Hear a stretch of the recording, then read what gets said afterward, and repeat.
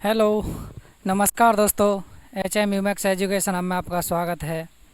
और आज से हम यूपी टेट तांडव प्रैक्टिस सेट सीरीज़ प्रारंभ करने वाले हैं, जो कि हमारा जो यूपी टेट है 2026 उसके लिए प्राइमरी और जूनियर दोनों के लिए रहेगा, जिसमें हम आपके लिए सभी सब्जेक्ट्स बाल विकास, हिंदी, इंग्लिश, मैथ और साइंस, ये सब्जेक्ट की हम प्रैक्टिस सेट सीरीज लेकर आए, जो कि हमारी अभी सब्जेक्ट वाइज प्रैक्टिस सेट चलेगा। उसके बाद एग्ज़ाम से एक महीने पहले हम पूरा प्रैक्टिस सेट चलाने वाले हैं, जिसमें हमारी पांचों सब्जेक्ट एक साथ चलेंगे। तो आज से ये हमारी क्या है, पहली क्लास है, पहला प्रैक्टिस सेट है, जिसमें हम हिंदी बाल विकास, हिंदी, गणित, विज्ञान और इंग्लिश, ये वाली सब्जेक्ट हम प्रैक्टिस सेट के रूप में करने वाले हैं, जो कि जो हमारा यूट्यूब चैनल है smart study with Shashikant sir, उस पर बिल्कुल फ्री ऑफ कॉस्ट चलेंगी। हमारे चैनल का नाम है smart study with Shashikant sir, जिस पर हमारे यूपी टेट की जो भी क्लास हैं वो सब क्या है चलने वाली हैं। तो अब हम अपने प्रैक्टिस सेट की ओर प्रारंभ होते हैं।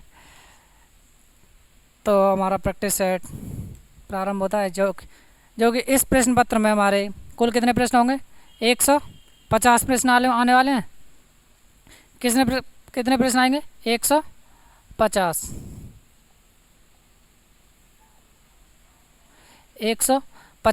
वस्तुनिष्ठ प्रश्न, 30 बाल विकास से, 30 हिंदी कंपलसरी है, 30 संस्कृत या इंग्लिश, जो भी आपने चूज़ की हो उस सब्जेक्ट के 30 प्रश्न हो जाएंगे। 90 प्लस 30 मैथ प्लस 30 विज्ञान। लेकिन हम क्या है यहाँ इंग्लिश, हिंदी, बाल विकास, संस्कृत नहीं सॉरी गणित और विज्ञान, ये सभी सब्जेक्ट कराने वाले हैं, जिसमें इसमें कितने बाल विकास में हम क्या है 30 प्रश्न यहीं से प्रारंभ करने वाले हैं। तो हमारी पहली क्लास यहीं से चलेगी, बाल विकास से।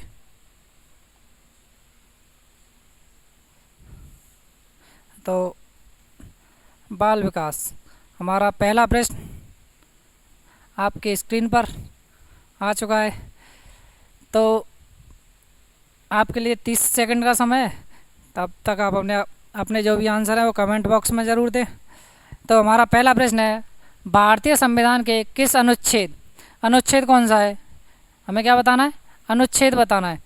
अनुच्छेद में 6 से 14 आयु वर्ग के बच्चों के लिए निःशुल्क व अनिवार्य शिक्षा का अधिकार शामिल किया गया है। किस अनुच्छेद के तहत 6 से 14 वर्ष के बच्चे हैं उनके लिए निःशुल्क एवं अनिवार्य शिक्षा का प्रावधान कौन से अनुच्छेद में किया गया है। ये हमारे अनुच्छेद हैं, अनुच्छेद 26, अनुच्छेद 15, अनुच्छेद 45 और अनुच्छेद 21A। तो बताइए किस अनुच्छेद में है। 30 सेकंड प्रारंभ होता है, अब 30 सेकंड का समय है। अनुच्छेद 26, अनुच्छेद 15, अनुच्छेद 45, अनुच्छेद 21A। तो हमारा ऑप्शन कौन सा आ जाएगा, अनुच्छेद 21A। हमारा आंसर क्या होगा, अनुच्छेद 21A, जिसमें क्या है 6 से 14 वर्ष के बच्चों के लिए निःशुल्क एवं अनिवार्य शिक्षा का प्रावधान है। और अनुच्छेद जो 26 है हमारा, अनुच्छेद 26, इसमें किसका है, धार्मिक स्वतंत्रता का प्रावधान है। किसका है, धार्मिक स्वतंत्रता। इसमें किसका है, धार्मिक स्वतंत्रता का प्रावधान है। कोई भी अपने धर्म का क्या कर सकता है, प्रचार प्रसार कर सकता है। इसमें हमारे इस अनुच्छेद में इसका है। और हमारा अनुच्छेद 15 है, वो किससे है, भेदभाव। इसमें किसका प्रावधान है, भेदभाव। किसका है, भेदभाव का प्रावधान। अनुच्छेद 15 में किसका है, भेदभाव। और इसमें क्या है, बालकों के लिए अनिवार्य शिक्षा, बालकों के लिए अनिवार्य शिक्षा का प्रावधान है। अनिवार्य शिक्षा का प्रावधान किसमें, अनुच्छेद 45 में। अनिवार्य शिक्षा का प्रावधान, जो प्रारंभिक शिक्षा है क्या है, जो प्रारंभिक शिक्षा सभी के लिए क्या है, अनिवार्य है। तो उसके लिए कौन सा अनुच्छेद है हमारे लिए, 45। और अनुच्छेद 15 में 6 से 14 वर्ष के आयु वर्ग के जो भी बच्चे हैं उनके लिए निःशुल्क एवं अनिवार्य शिक्षा का प्रावधान है। और ये हमारा अनुच्छेद 21A जोड़ा कब गया था, ये प्रश्न भी आपके लिए इम्पोर्टेंट बन जाता है कि अनुच्छेद जो 21A है वो कब और किस अनुच्छेद के तहत जोड़ा गया था, किस संविधान संशोधन के तहत जोड़ा गया था, कब और किस संविधान संशोधन के तहत जोड़ा गया था, ये प्रश्न भी आपके लिए इम्पोर्टेंट माना जाता है।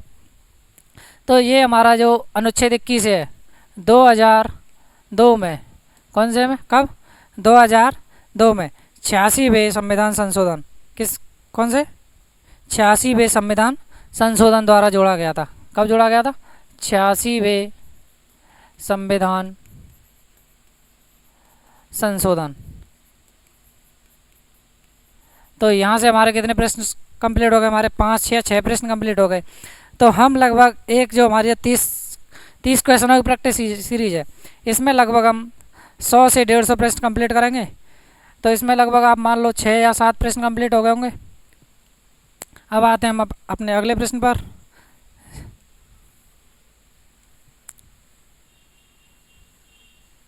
तो क्रेस्मर ने व्यक्ति को निम्न में से किस प्रमुख प्रकार में वर्गीकृत किया है। हमारा प्रश्न नंबर 2 है, क्रेस्मर ने व्यक्ति को निम्न में से किस प्रमुख प्रकार में वर्गीकृत किया है। किस में किया है, कृशकाय, दुर्बल, सुडोलकाय, गोलकाय या उपयुक्त सभी। बताइए किस में किया है, कृशकाय, दुर्बल। दुर्बल कौन होते हैं, दुर्बल व्यक्ति कौन से होते हैं, सुडोलकाय, गोलकाय। जो दुर्बल व्यक्ति होते हैं, जो बीमार हो जाते हैं, उसके बाद जो बीमारी के बाद जो थके हुए व्यक्ति होते हैं उन्हें क्या बोलते हैं, दुर्बल व्यक्ति बोलते हैं। क्या बोलते हैं, दुर्बल। सुडोलकाय व्यक्ति, सुडोलकाय कौन से व्यक्ति होते हैं, सुडोलकाय, जिनका शरीर क्या होता है, ना तो मोटा ना अधिक पतला। जो जिम जाने वाले बच्चे होते हैं वो सब कौन से होते हैं, सुडोलकाय में आ जाते हैं। जो जिम जाने वाले होते हैं वो किस में आते हैं, सुडोलकाय में। गोलकाय व्यक्ति, जिनका पेट बाहर निकला रहता है वो किस में आ जाते हैं, गोलकाय में। तो जो क्रेस्मर महोदय थे उन्होंने जो व्यक्ति को किन प्रमुख प्रकारों में वर्गीकृत किया था, कृशकाय, सुडोलकाय, गोलकाय। तो हमारा ऑप्शन कौन सा आ जाएगा, ऑप्शन नंबर 4, उपयुक्त सभी। तो हमारा ऑप्शन कौन सा आ जाएगा, उपयुक्त सभी। अब आते हैं हम अपने नेक्स्ट प्रश्न पर, जो कि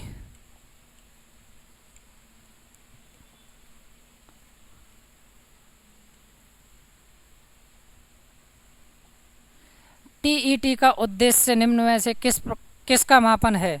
जो टीईटी है ये क्या है, एक परीक्षण है। टीईटी क्या है, परीक्षण है। इसका क्या उद्देश्य है, इसका उद्देश्य क्या है, बुद्धि स्तर, मतलब किसका मापन करता है, बुद्धि स्तर का मापन करता है, अभिवृत्ति का, अभिक्षमता का या मूल्य का। किसका मापन करता है ये बताना है, बुद्धि स्तर का, अभिवृत्ति का या अभिक्षमता का, किसका करता है, या मूल्य का, किसका करता है। जल्दी जल्दी कमेंट बॉक्स में अपना आंसर दें और हमारे चैनल को, वीडियो को क्या करें, शेयर करते चलें, जिससे आपके जो भी कलिंग हो, दोस्त हों, भाई हों, बहन हों, उनके पास कि ये अभी प्रैक्टिस सेट सीरीज शुरुआत हुई है। और हमारे चैनल को सब्सक्राइब करते चलें, वीडियो को लाइक करें। तो इसका ऑप्शन कौन सा हो जाएगा हमारा, किसका मापन करता है, अभिक्षमता का। ना तो बुद्धि स्तर का करता है, ना अभिवृत्ति का करता है, ना मूल्य का करता है। किसका करता है, अभिक्षमता का मापन करता है। किसका, अभिक्षमता। अब आते हैं अपने नेक्स्ट प्रश्न पर। संगणन का सिद्धांत निम्न में से किसकी व्याख्या करता है। संगणन का जो सिद्धांत है निम्न में से किसकी व्याख्या करता है, अधिगम की करता है, अभिप्रेरणा की करता है, स्मृति की करता है या सृजनात्मकता की करता है। बताइए किसकी करता है। संगणन का सिद्धांत, कौन सा सिद्धांत है हमारा, संगणन का सिद्धांत निम्न में से किसकी व्याख्या करता है, अधिगम की करता है, स्मृति की करता है, अभिप्रेरणा की करता है या सृजनात्मकता की करता है। बताइए किसकी करता है। चलो 15 सेकंड का समय है इसमें। किसकी करता है, स्मृति की। किसकी करता है, स्मृति की।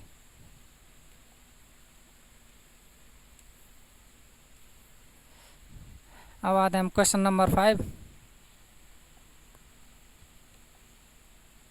निम्न में से कौन सी शिक्षा मनोविज्ञान की सर्वाधिक व्यक्तिनिष्ठ विधि है?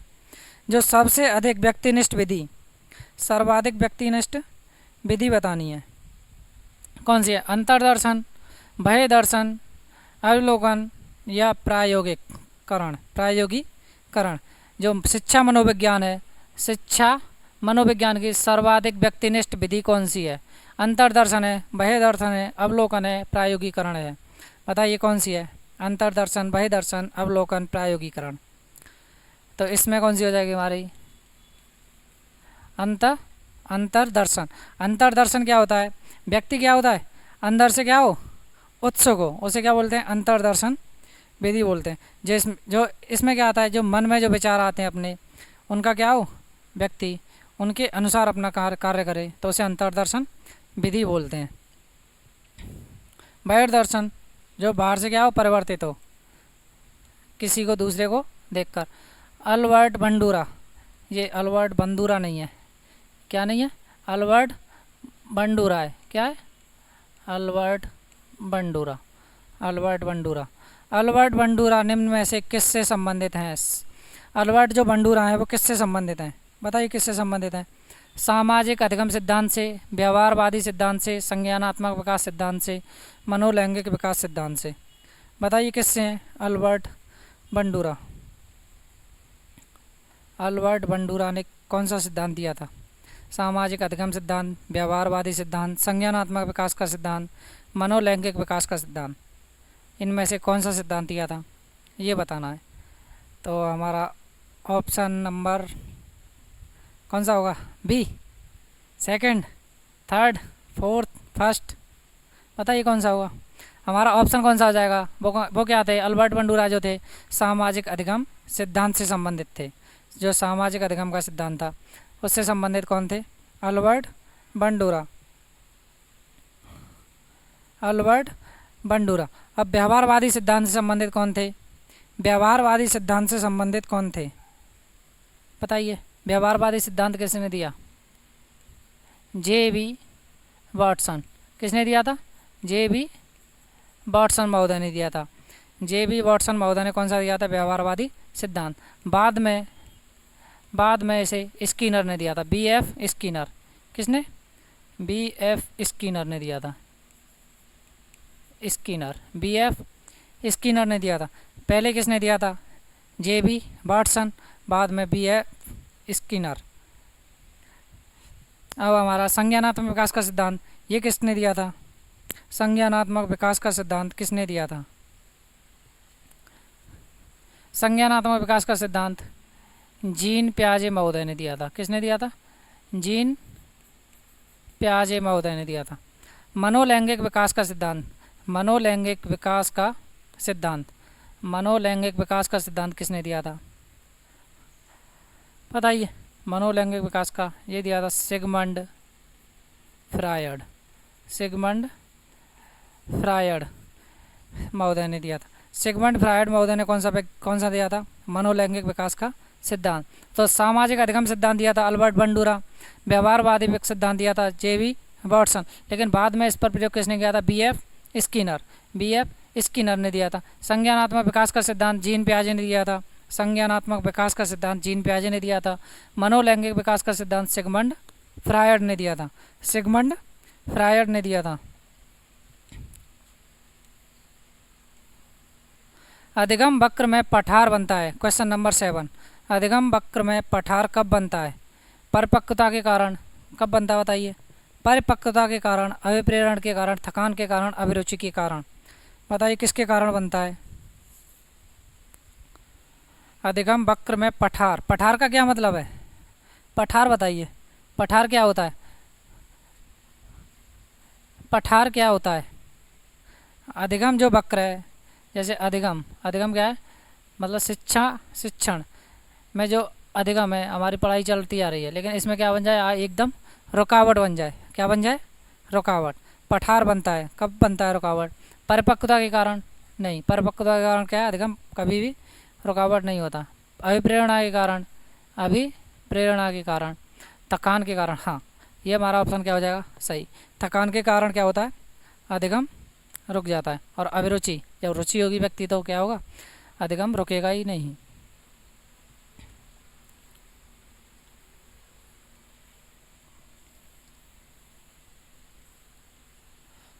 दर्पण चित्र परीक्षण, दर्पण चित्र परीक्षण किसके मापन हेतु प्रयुक्त होता है, क्वेश्चन नंबर 8। दर्पण चित्र परीक्षण किसको मापने हेतु प्रयुक्त होता है, किसको मापने हेतु, किसको,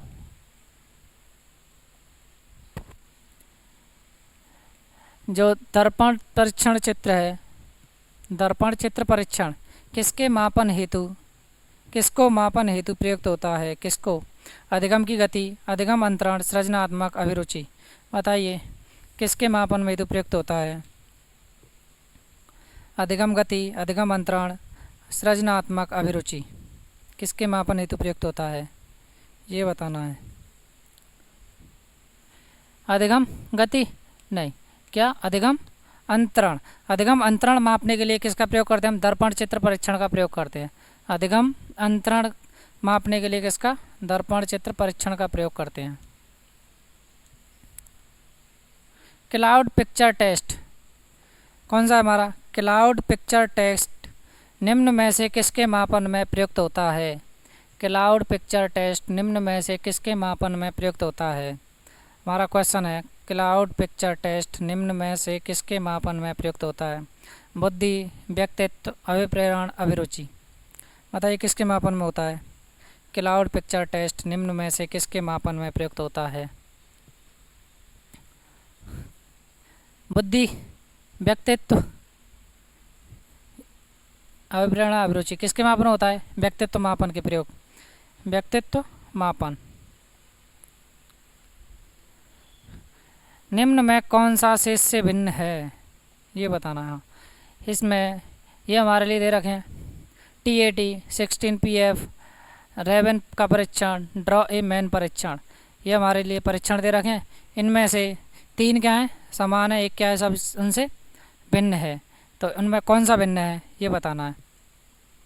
बताइए कौन सा भिन्न है, TAT P कौन सा भिन्न है, रेवन का परीक्षण, क्या कौन सा है, रेवन का परीक्षण क्या है, इनसे तीनों से क्या है, भिन्न है। क्योंकि ये हमारे जो तीनों हैं ये किस में आते हैं, बाल मनोविज्ञान में, जो क्या है, परीक्षण है। बाल मनोविज्ञान में क्या है, परीक्षण है। और ये हमारा क्या है, कोई परीक्षण नहीं है।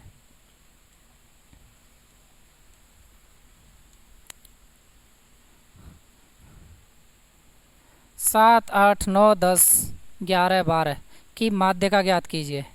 ये तो हमारा मैथ का प्रश्न आ गया इसमें भी, चलो कोई बात नहीं। 7, 8, 9, 10, 11, 12 की माध्यिका ज्ञात कीजिए। तो माध्यिका ज्ञात करने के लिए क्या करते हैं, सबसे पहला हमारा क्या होता है, इन्हें आरोही या अवरोही क्रम में एडजस्ट कर लो। तो ये हमारे पहले से दे रखे हैं। तो इसमें हमारी जो संख्या है 1, 2, 3, 4, 5, 6, 6 तो क्या होगा, सम संख्या है।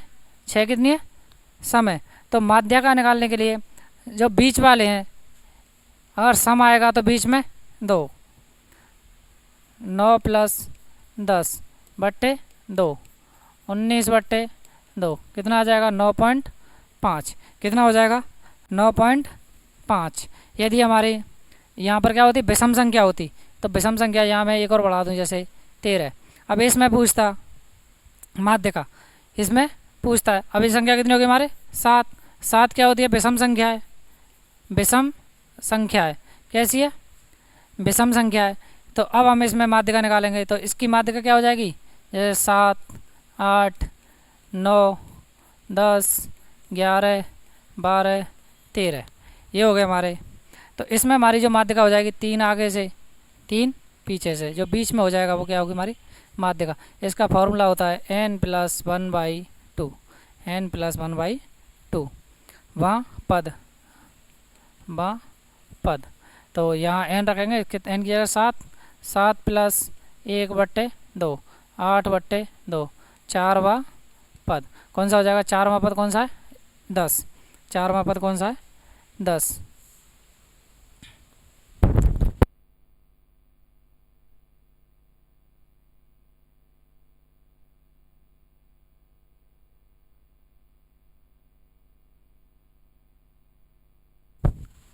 तो इसमें हमारा आंसर क्या हो जाएगा 9.5।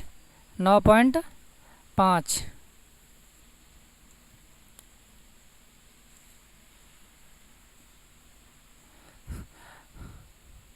अब आते हैं हमारा क्वेश्चन नंबर 12। क्वेश्चन कौन सा है हमारा? Question number 12। सूझ या अंतर्दृष्टि के सिद्धांत का प्रतिपादन किसने किया? सूझ या अंतर्दृष्टि के सिद्धांत का प्रतिपादन किसने किया था? हमारा क्वेश्चन नंबर कौन सा है? 12। बताइए किसने किया था? Thorndike, Gestalt, Skinner, Hegarty. किसने किया था?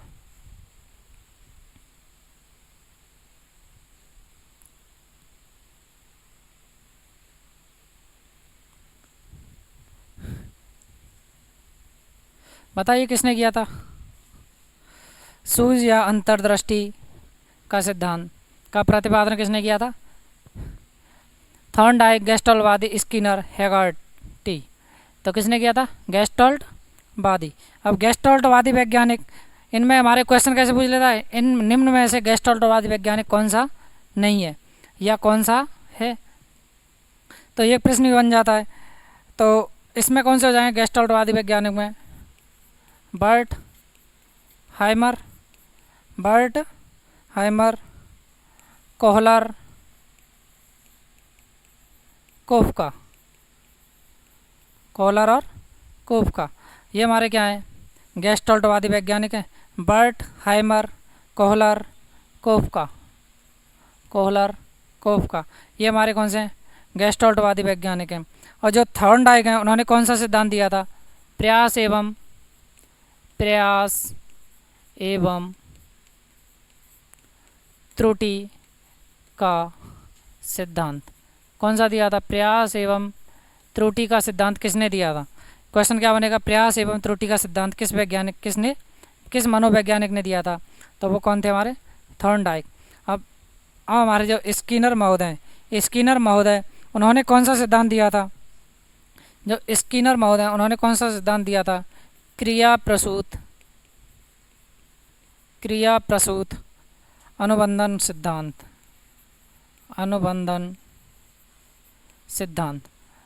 कौन सा दिया था? क्रिया प्रसूत अनुबंधन सिद्धांत। किसने दिया था?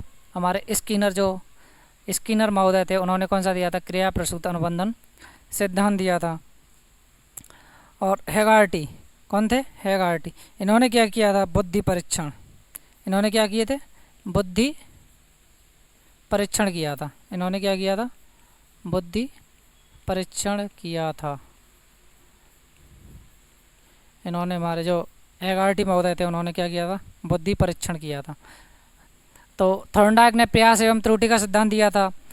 गेस्टल्टवादी वैज्ञानिक उन्होंने कौन सा दिया था? सूझ एवं अंतर्दृष्टि का सिद्धांत।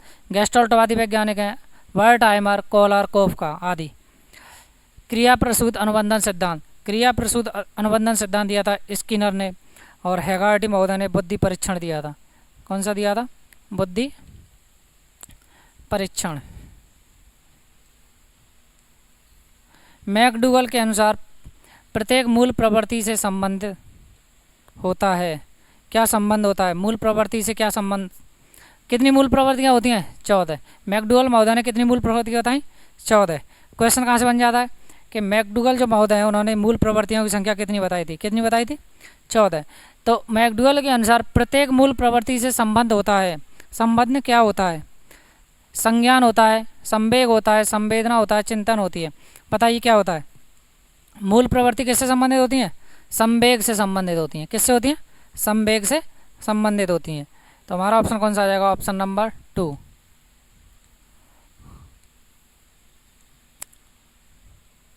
अब आते हैं हमारा क्वेश्चन नंबर 14।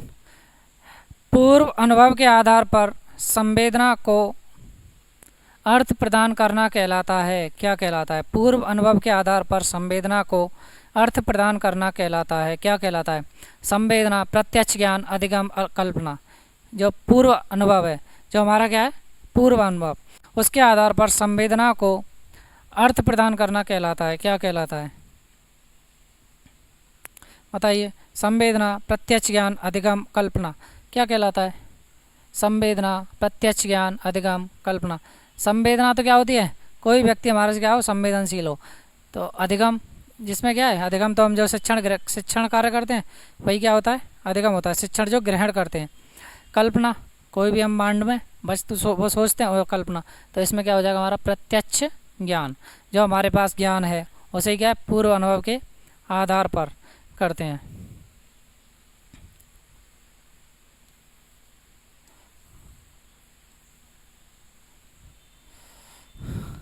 Question number 15। 5 वर्ष के मोहन की मानसिक आयु 8 वर्ष है। जो 5 वर्ष का कौन है, मोहन, 5 वर्ष का कौन है, मोहन, उसकी मानसिक आयु कितनी है, 8 वर्ष है। उसकी बुद्धि लब्धि याद करनी है। तो बुद्धि लब्धि क्या है, आई क्यू। बुद्धि लब्धि याद करने का फॉर्मूला होता है मानसिक आयु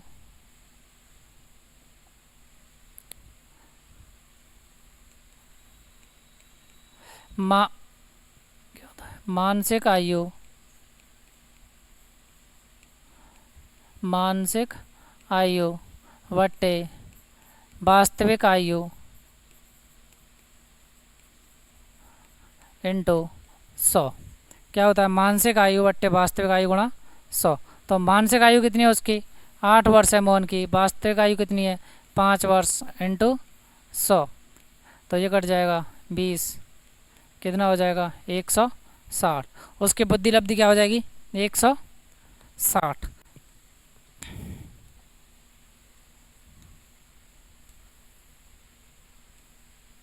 कौन सा बुद्धि लब्धि स्तर मंद बुद्धि वाले बच्चों का प्रशिक्षण योग्य बुद्धि लब्धि स्तर कहलाता है। बताइए कौन सा कहलाता है, कौन सा बुद्धि लब्धि स्तर मंद बुद्धि वाले बच्चों का प्रशिक्षण योग्य बुद्धि लब्धि स्तर कहलाता है, कौन सा कहलाता है। 70 से 79, 50 से 69, 36 से 49, 35 से भी निम्न। बताइए कौन सा कहलाता है। बुद्धि स्तर मंद बुद्धि वाले बच्चों का प्रशिक्षण योग्य बुद्धि लब्धि स्तर कहलाता है।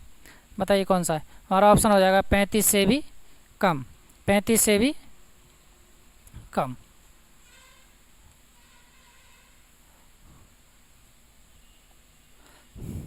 रोरसांक इंक ब्लड टेस्ट का प्रयोग निम्न में से किसके मापन हेतु किया जाता है। जो रोरसांक, क्या है, रोरसांक स्याही, रोरसांक स्याही धब्बा परीक्षण क्या होता है, इसे बोलते हैं हम रोरसांक स्याही धब्बा परीक्षण भी बोल देते हैं। इंक ब्लॉक टेस्ट को क्या बोल देते हैं, रोरसांक स्याही धब्बा परीक्षण भी बोलते हैं। ये किसके मापन हेतु प्रयुक्त होता है, किसके मापन, व्यक्तित्व, बुद्धि, अभिरुचि, अभिक्षमता, किसके मापन हेतु होता है, व्यक्तित्व, बुद्धि, अभिरुचि, अभिक्षमता। बताइए किसके मापन हेतु होता है, व्यक्तित्व के मापन हेतु, किसके, व्यक्तित्व के मापन हेतु।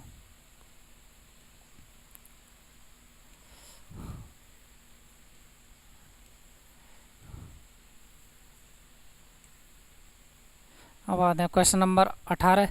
निम्न में से कौन सा विस्मृति का कारण नहीं है।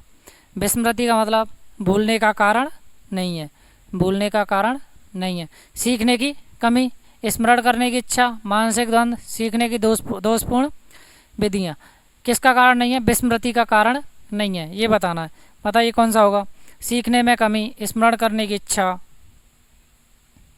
मानसिक द्वंद्व, सीखने की दोषपूर्ण विधियाँ। जो सीखने में कमी होगी तो क्या होगा, विस्मरण होगा। तो ये हमारा ऑप्शन क्या होगा, गलत। स्मरण करने की इच्छा यही होगा। मानसिक द्वंद्व, मानसिक द्वंद्व होगा तो क्या होगा, हम जल्दी विस्मृत होंगे। और सीखने की दोषपूर्ण विधियाँ भी होंगी। जो सीखने की दोषपूर्ण विधियाँ का मतलब क्या है, अगर हमें गलत तरीके से क्या मिले, शिक्षा मिले, गलत तरीके से शिक्षा मिले तो भी हम क्या होंगे, उसे विस्मृत होंगे।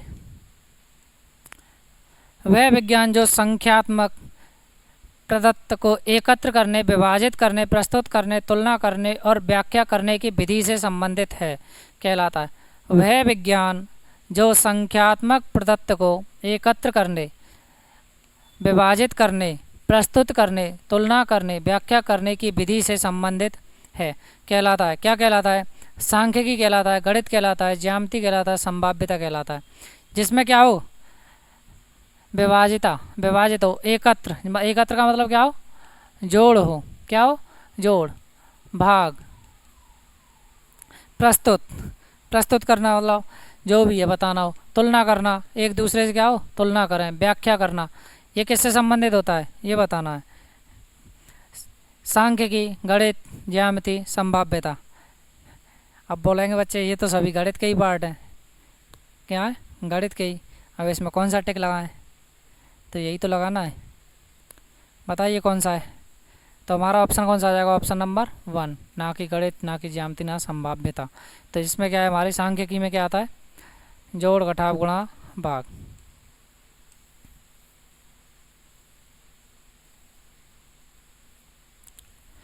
पिछड़े बच्चों के लिए क्वेश्चन नंबर 20, पिछड़े बच्चों के लिए शैक्षिक विधि की अवधारणा किसने दी।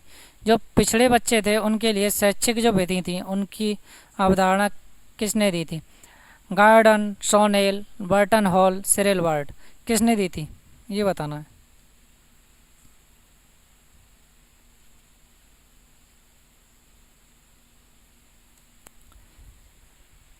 बताइए, गार्टन, गार्डन, सोनेल, सिरिल वर्ड, बर्टन होम।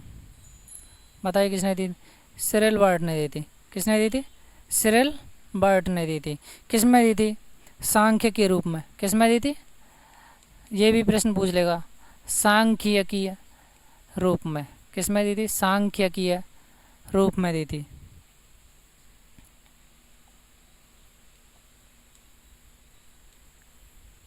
निम्न में से कौन सा एक उत्तम परीक्षण की विशेषताओं से भिन्न है। बताइए, निम्न में से कौन सा एक उत्तम परीक्षण की विशेषताओं से भिन्न है। जो उत्तम परीक्षण होता है उसकी जो विशेषताएं होती हैं उनसे क्या हो, भिन्न हो, कौन सा है ये बताना है। बताइए कौन सा है, निष्पक्षता, वस्तुनिष्ठता, विश्वसनीयता, अविक्षमता। बताइए कौन सा होगा, निष्पक्षता।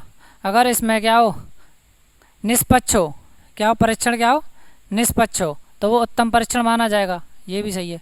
वस्तुनिष्ठता, वस्तुनिष्ठ जो प्रश्न होते हैं उनमें क्या होती है, निष्पक्षता ही होती है। विश्वसनीयता, विश्वसनीयता हो तो भी क्या होते हैं, अभिक्षमता, अभिक्षमता। अभिक्षमता को क्या है, कभी मापा नहीं जा सकता कि इसकी क्षमता इतनी है, इसकी क्षमता इतनी है, जब तक उसका क्या नहीं हो, अच्छे से परीक्षण ना हो।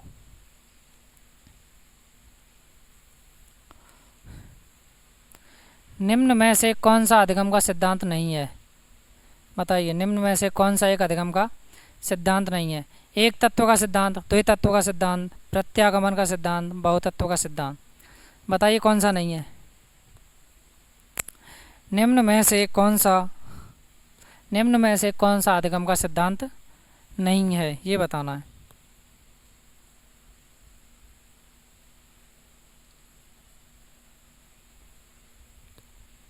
अधिगम का सिद्धांत मतलब अधिगम का सिद्धांत नहीं है, ये बताना है। हाँ, एक तत्व का सिद्धांत होता है, द्वि तत्व का सिद्धांत होता है, बहुतत्व का सिद्धांत होता है, लेकिन ये क्या नहीं होता, अधिगम का सिद्धांत नहीं होता। अब अधिगम का सिद्धांत ये नहीं होता। तो एक तत्व का सिद्धांत जो किसने दिया था, ये बताना है। एक तत्व का सिद्धांत किसने दिया था, अल्फ्रेड बिने। किसने दिया था, अल्फ्रेड बिने महोदय ने दिया था।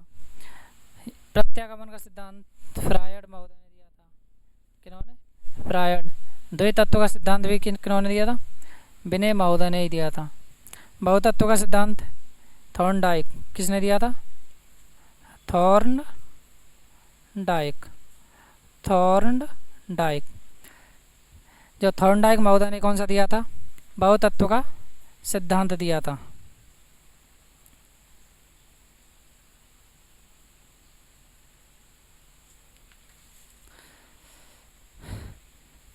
तो एक तत्व का सिद्धांत अल्फ्रेड बिने, द्वि तत्व का सिद्धांत अल्फ्रेड बिने, बहुतत्व का सिद्धांत थॉर्नडाइक महोदय ने दिया था, और प्रत्यागमन का सिद्धांत किसने दिया था, फ्रायड ने दिया था। किसने, फ्रायड ने। लेकिन ये वाला सिद्धांत क्या नहीं है, अधिगम का सिद्धांत नहीं है।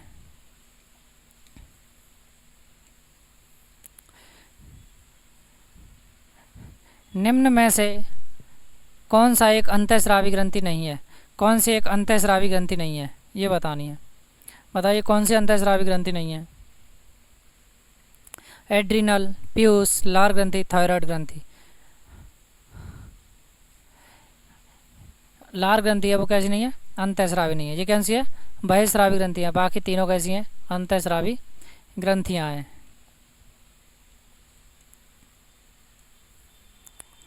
पियाजे के अनुसार संज्ञानात्मक विकास की द्वितीय अवस्था है। पियाजे के अनुसार जो संज्ञानात्मक विकास की द्वितीय अवस्था कौन सी है, ये बताना है हमारा प्रश्न है। पियाजे ने जो संज्ञानात्मक विकास की अवस्थाएं दी थी वो क्या है, संवेदी प्रेरक अवस्था, पूर्व संक्रियात्मक अवस्था, मूर्त संक्रियात्मक अवस्था, औपचारिक संक्रियात्मक अवस्था। ये 4 अवस्थाएं दी थी पियाजे महोदय ने। अब इनमें से कौन सी बतानी है, द्वितीय अवस्था कौन सी है ये बतानी है। द्वितीय अवस्था कौन सी है,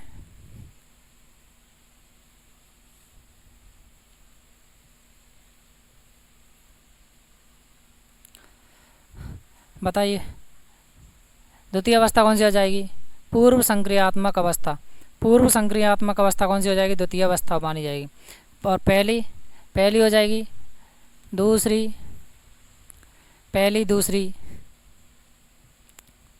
और तीसरी कौन सी मानी जाएगी, मूर्त संक्रियात्मक अवस्था, तीसरी, चौथी। ये क्या है, पियाजे महोदय की अवस्थाएं।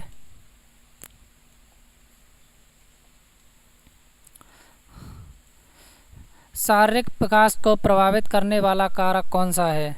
जो शारीरिक विकास को प्रभावित कौन सा कारक करता है, वंशानुक्रम करता है, वातावरण करता है, खेल तथा व्यायाम करता है। बताइए, शारीरिक विकास को प्रभावित कौन करता है, वंशानुक्रम भी करता है, वातावरण भी करता है, व्यायाम भी करता है। तो हमारा ऑप्शन कौन सा आ जाएगा, ऑप्शन नंबर 4। Option number 4।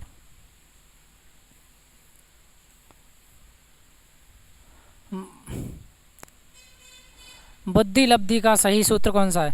अब मैंने अभी बताया था, मानसिक आयु बट्टे वास्तविक आयु इंटू 100। तो इसमें जो ये वाला इंटू है, जो कहाँ पर है, यहाँ पर इंटू 100। लेकिन इसमें कहाँ पर है, ये वास्तविक आयु के साथ में। तो हमारा जो फॉर्मूला बन जाएगा, मानसिक आयु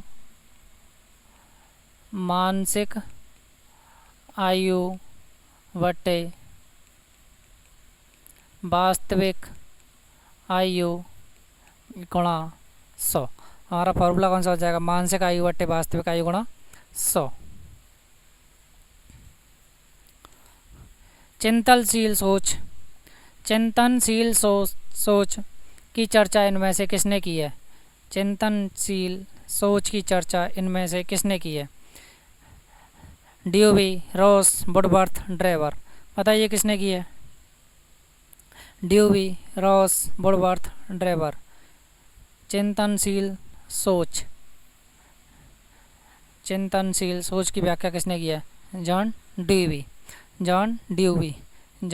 ने की है चिंतनशील सोच की व्याख्या।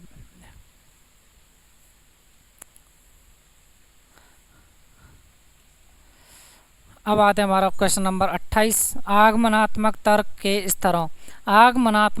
के स्तरों में कौन सा शामिल नहीं है। जो आगमनात्मक तर्क हैं, आगमनात्मक तर्क कौन से होते हैं, उदाहरण से नियम की ओर। आगमनात्मक कौन से होते हैं, उदाहरण से नियम की ओर, और निगमनात्मक नियम से उदाहरण की ओर। तो अब इनमें से तर्क स्तरों में कौन सा शामिल नहीं है, ये बताना है। अवलोकन, प्रयोग, सामान्यीकरण, कल्पना। बताइए कौन सा होगा, अवलोकन, प्रयोग, सामान्यीकरण, कल्पना। तो अवलोकन से क्या होता है, उदाहरण से नियम की ओर। प्रयोग भी, सामान्यीकरण, कल्पना क्या होती है, हमारी केवल सोच पर क्या करती है, डिपेंड रहती है। अब आते हैं हम अपने अगले प्रश्न पर, क्वेश्चन नंबर 29। सीखी गई बात को धारण करने और पुनः स्मरण करने में असफल होना क्या कहलाता है। यदि हम कोई बात को सीख जाएं और उसे क्या पुनः स्मरण करने में क्या हो जाए, असफल हो जाए, तो उसे क्या बोलेंगे, विस्मरण बोलेंगे, स्मरण बोलेंगे, धारण बोलेंगे, चिंतन बोलेंगे।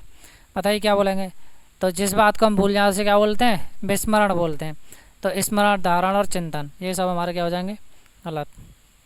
ये क्या है हमारा आज की वीडियो का हमारा क्या है, लास्ट प्रश्न। मूल प्रवृत्ति की एक प्रमुख विशेषता है जो पाई जाती है केवल मनुष्यों में, केवल बालकों तथा युवकों में, सभी प्राणियों में, तथा यह जन्मजात प्राकृतिक होती है केवल कलाकारों में।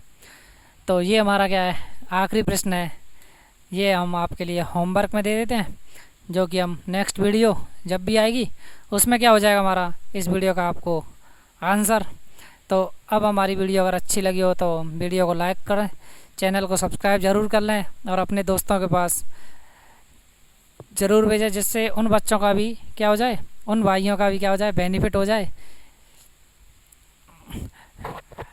तो अपने दोस्तों भाइयों, ये नहीं कि हमारा ही हम ही पास हो जाएं और नहीं हो, ऐसा नहीं होना चाहिए। जैसे कि आप सभी के पास, तो इसमें हमारी जो क्वेश्चन सीरीज़ थी लगभग 30 प्रश्न थे, 30 प्रश्नों में हमने लगभग 100 प्रश्न कंप्लीट किए हैं। तो अब हम जो अपनी नेक्स्ट वीडियो में आगे जो भी सब्जेक्ट होगी वो लेकर आएंगे, लेकिन चलेंगे हमारी किसके अकॉर्डिंग, बाल विकास, हिंदी, इंग्लिश, साइंस और मैथ, ये हम 5 सब्जेक्ट कराने वाले हैं। तो आज के लिए हम बस इतना ही। नमस्कार दोस्तों, धन्यवाद।